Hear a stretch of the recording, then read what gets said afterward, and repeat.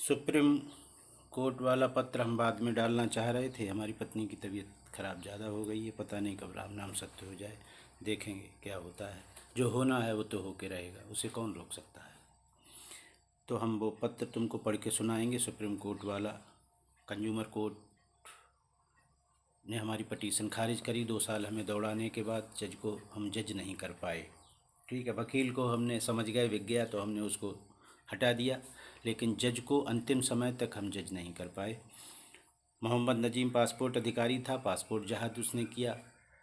शैलेंद्र सिंह आया दूसरा पासपोर्ट अधिकारी, वो अपने कंधे पे ढो रहा है, आज भी ढो रहा है। उसने शपथ पत्र, झूठा शपथ पत्र भी उसने दिया है। ठीक है, तो हमने सुप्रीम कोर्ट को लिखा, माननीय सर्वोच्च न्यायाधीश महोदय, सर्वोच्च न्यायालय नई दिल्ली है। विषय देख लो। पासपोर्ट नवीनीकरण में अनियमितता, रिकॉर्ड न उपलब्ध कराए जाने, रिकॉर्ड छिपाए जाने, पासपोर्ट ऑफिस बरेली में प्रार्थी के रिकॉर्डों में हेराफेरी तथा उपभोक्ता आयोग 2 बरेली द्वारा सुनवाई योग्य न मानने के संबंध में निष्पक्ष जांच एवं उचित न्यायिक निर्देश हेतु प्रार्थना पत्र है। मैं विकास बाबू पाठक का सब डिटेल दिया है। मामले का संक्षिप्त तथ्य क्या है। मुझे पूर्व में नियमित रूप से पासपोर्ट जारी होता रहा है। वर्ष 2022 में मेरे पासपोर्ट नवीनीकरण को बिना स्पष्ट कारण के रोक दिया गया है। प्रार्थी इतना पेमेंट ले रहा था, विदेशी मुद्रा लाता था। ठीक है, और इन 4 सालें जो हमारी बर्बाद हुई हैं उसमें हम चीफ इंजीनियर बने होते, पेमेंट इतना होता हमारा।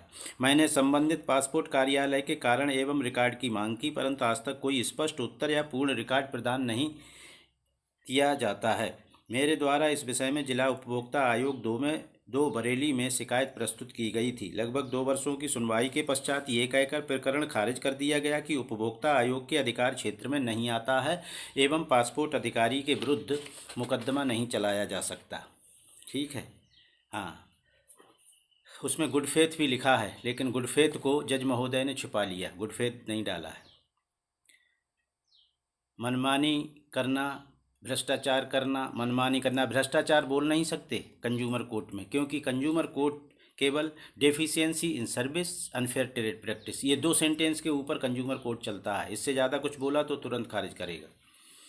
उपभोक्ता आयोग में प्रस्तुत लिखित बयान, मौखिक बयान, साक्ष्य जजमेंट में पूर्ण रूप से शामिल नहीं किए गए। सुनवाई के दौरान प्रक्रिया में पारदर्शिता की कमी और दस्तावेजों की अनदेखी की गई। इस कारण मेरी आजीविका एवं पारिवारिक आर्थिक स्थिति बिगड़ती जा रही है।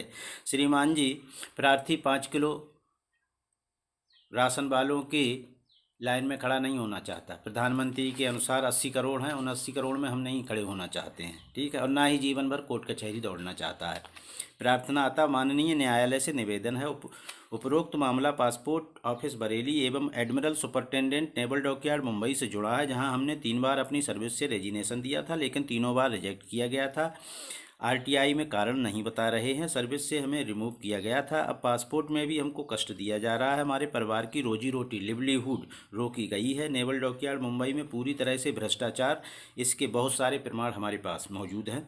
एवं पासपोर्ट ऑफिस बरेली का भ्रष्टाचार के साथ साथ राजनीतिक हस्तक्षेप प्रतीत होता है, क्योंकि 2019 में हम प्रार्थी ने बरेली से इलेक्शन में पर्चा भरा था। हम वरिष्ठ अधिकारी हैं। इस पूरे मामले की स्वतंत्र जांच सीबीआई या किसी सक्षम स्वतंत्र एजेंसी द्वारा कराई जाए। पासपोर्ट नवीनीकरण रोकने के कारणों, संबंधित रिकॉर्ड की पूर्ण रूप से जांच हो। उपभोक्ता आयोग में प्रस्तुत साक्ष्य रिकॉर्ड की समीक्षा कर पारदर्शिता सुनिश्चित की जाए। यदि आवश्यक हो तो उचित न्यायिक मंच पर पुनः सुनवाई का निर्देश दिया जाए। किसी प्रकार की प्रशासनिक या प्रक्रियागत अनियमितता पाए जाने पर उचित कार्रवाई की जाए। अंतिम निवेदन, मैं न्यायालय से केवल निष्पक्ष न्याय और पारदर्शी जांच की अपेक्षा करता हूं। पूरे मामले की जांच प्रार्थी की सर्विस से लेकर पासपोर्ट तक की कैमरों के सामने की जाए एवं लाइव दिखाया जाए, पूरे देश को दिखा दिया जाए कि क्या है। यदि प्रार्थी अपराधी पाया जाता है तो बिना किसी विकल्प के फांसी पर चढ़ा दिया जाए तुरंत, और यदि प्रार्थी अपराधी नहीं पाया जाता है, उपरोक्त मामले से संबंधित सभी अपराधियों को दंडित किया जाए और प्रार्थी की 100% आर्थिक क्षति पूर्ति करी जाए। आर्थिक क्षति पूर्ति 100% करी जाए। 2 साल की बरेली के दोनों कंज्यूमर कोर्टों में भागदौड़ के दौरान हमने ये पाया कि भारत में भ्रष्टाचार और अपराध की जड़ों का पोषण न्यायालय में होता है। हर तारीख को पेशकार को 50-100-200 रुपया देने पड़ते हैं। जिस दिन नहीं दिए उस समय बदतमीजी सी बात होती है। जब श्रीमान जी कहेंगे कि प्रमाण दो, तो प्रमाण हमारे पास रिकॉर्डिंग है, पासपोर्ट ऑफिस को नोटिस तब तक नहीं भेजा गया जब तक हमसे 300 रुपया रिश्वत नहीं ले ली गई, कोई रसीद नहीं दी गई, क्योंकि रिश्वत की कोई रसीद नहीं दी जाती है। हमने प्रधानमंत्री को पत्र लिखा था कि श्रीमान जी न्याय हमारे साथ किया जाए, नहीं तो हम शरीर को अग्नि में दाह कर लेंगे। तो प्रार्थना करते हैं कि हमको हाँ या ना में उत्तर दें, हमारे साथ न्याय होगा या हम अपने वचन के अनुसार शरीर को अग्नि में दाह कर दें। कुर्सी पर बैठा हुआ हर व्यक्ति ये समझता है कि उसको मनमानी करने के लिए कुर्सी पर बैठाया गया है। प्रार्थी विधि का ज्ञाता नहीं है, साधारण नागरिक है, कोई त्रुटि हो तो क्षमा प्रार्थी है। लेकिन ये सत्य है कि कुर्सी पर बैठा हुआ हर व्यक्ति प्रजा द्वारा दिए गए टैक्स से उसके परिवार का भरण पोषण होता है। वो सेवक है, चाहे किसी भी पोजीशन में हो। प्रार्थी न जिंदगी भर कोर्ट कचहरी दौड़ना चाहता है, ना ही राशन की दुकान की लाइन में खड़ा होना चाहता है। तो रास्ता एक ही है कि शरीर को अग्नि में दाह कर ले, क्योंकि अपने ही देश में न्याय नहीं पा सकता है। गुलामी में भी शायद इतना अत्याचार नहीं हुआ होगा, क्योंकि कंज्यूमर कोर्ट बरेली में लगभग 2 वर्ष लगे ये बोलने के लिए कि पासपोर्ट अधिकारी के विरुद्ध मुकदमा नहीं चलाया जा सकता और मामला कंज्यूमर कोर्ट के दायरे में नहीं है। ये तो 10-5 दिन में ही बोल के खारिज किया जा सकता था। भारत में आदमी खत्म हो जाता है, मुकदमा खत्म नहीं होता। प्रार्थी माननीय सर्वोच्च न्यायालय ऐसे शीघ्र उत्तर की अपेक्षा करता है।